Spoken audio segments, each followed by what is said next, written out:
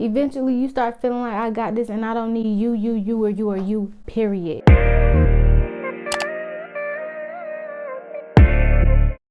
What's up, boo? Welcome back to my channel. My name is Gabby, and on my channel I help warriors find mental peace, to let that hurt go, to actually be happy after being through hell and taking it like a G. And in this video I'm going to be talking about the downside to being a strong-minded person and having a soft heart as a strong-minded individual. Now, if you are familiar with me at all from my Instagram, make sure you follow me on IG or any of my previous videos. I do share some things that I've been through in my life. I talk about my brother a lot. He was actually in my dream last night, y'all. Oh my gosh, thank you, God. I love when God allows him to visit me in my dreams. But my brother was killed when he was 19 years old. I lost both of my grandmas within a 10-day time frame. I got pregnant my senior year of college. I still graduated with a bachelor's of science degree in public health, but the summer before I started my last year of school, my dad had passed away, which ended up being a few weeks before I found out I was pregnant. So a lot going on, and I'm from North Carolina but moved all the way across the country to Washington State and I'm living here now. So I've just been through my own share of things. That's just a few little driplets of some things that I've been through. A lot has happened. I'm sure you've been through some things yourself, and I consider myself a mentally strong person. And when you are strong or trying to become a strong person, or life has pushed you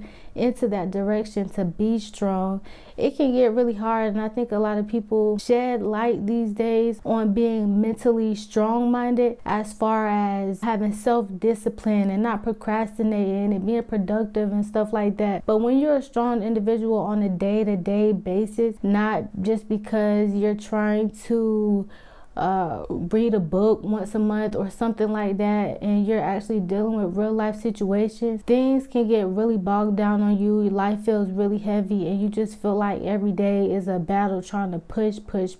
That's the type of strong-mindedness I don't feel like people talk about when you are born strong, or you've been through something that's making you strong, and what it really takes to get through that and still be happy. So that's what I'm going to be talking about in today's video. So if this is something that you're interested, make sure you keep on vibing through the video, and if you like, be sure to subscribe and join the Bounce Back fam. But let's get to it. So to me, being a strong-minded person, being a strong person in general, is just always a push in life. You know what you got to do. You know you have things to do, and you're just going to make sure you get them done, period, whether you have help or not. And there can be downsides that come to this, because this type of lifestyle can really make things build on top of you, and you feel like you get to a place where all that you have is yourself, and you can end up becoming a loner or feeling like you don't need anybody. And sometimes when you feel these ways, it can feel very invigorating just to know that you can live your life without needing nobody for anything. But it's not really a good place to be, because we're all human beings and we all need help at least sometimes. And when these feelings come from such a negative place, you feeling like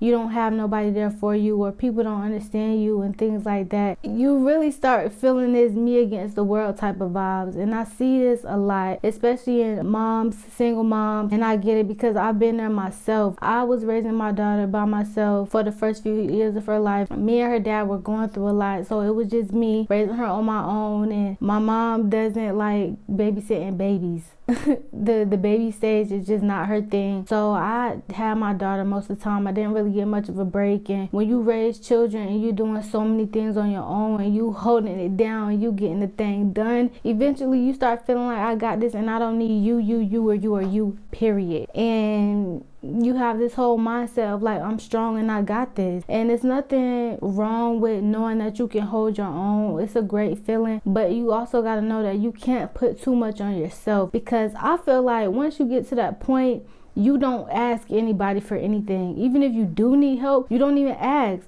because you've built up this pride in you to where you live in this world, you live in this reality where you got it, period. And you don't ask nobody for nothing, and then you start getting extra stress on top of yourself. And if you get to a point where you do ask somebody because you really need help, then it start looking like, oh, she must really need me, or oh, he must really need some help because he asking da da da da da. Like, it's okay to ask for help, but if you go for so long without asking for it, especially when you really need it, you're kind of hurting yourself. It's like you're trying to build up this image like that you don't need nobody and you can't depend on nobody. But if you end up asking somebody for help anyway, you're still gonna look like you need help. But that's okay, because we all need help. I feel like this is something that we run into a lot as warriors, and we have this warrior mentality because we so used to getting things done. Like when you know you got to do this and you got to do that, bam, wham, bam. Like I'm gonna get it done whether I have you or not, because I know I have things to do. And I think this can be debilitating for sure, because you don't have time to slow down and actually look at and think about what's going on, what you're doing, and how much you really killing it. Like I know for me, I never celebrated my wins ever, my small ones or my big ones. It was just like a check mark, you know, because I know I had so much more to come. For example, I mentioned before that I got pregnant my super senior year in college. I was in college for 5 years, and oh my gosh, like setting on my schedule and everything, like it was hard. It was a grind, but I got through that. I got blessed with a paid internship, working full time. But when I graduated, you know how you get to decorate your cap or whatever? I decorated my cap. That Drake song, the lyrics, it's over. I decorated. It's over, but it's far from over.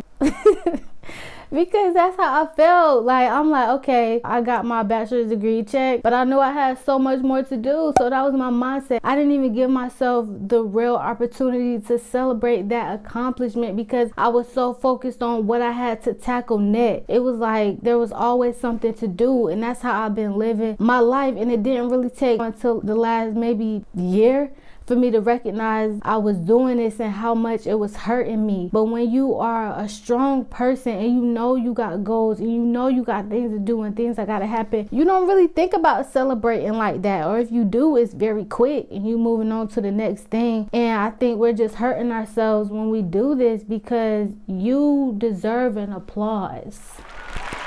Even if you're doing it yourself, because the stuff that we out here doing, the things that you are doing, is not easy. This stuff is not easy, and there's so many people out there who quit or who don't even try. So even the small things, you have to try to congratulate yourself and gift yourself if you can. And another thing I noticed with being a strong-willed or strong-minded person is that it can come with a lot of stress, and we don't even realize that's what it is. Because I know for me, oh my gosh, for so many years my mom used to always tell me, Gabby, you stressing too much, you stress about little things. And then when I got with my boyfriend, who I'm with now, he would tell me the same thing. You always stressing about little stuff. And every time they would say stuff like to me, it would aggravate the heck out of me, because I just felt like, no, I'm not stressing about nothing little. If I'm tripping off this, that means it's important and it needs to get done, and it needs to get done by da-da-da-da, so that things could stay on track.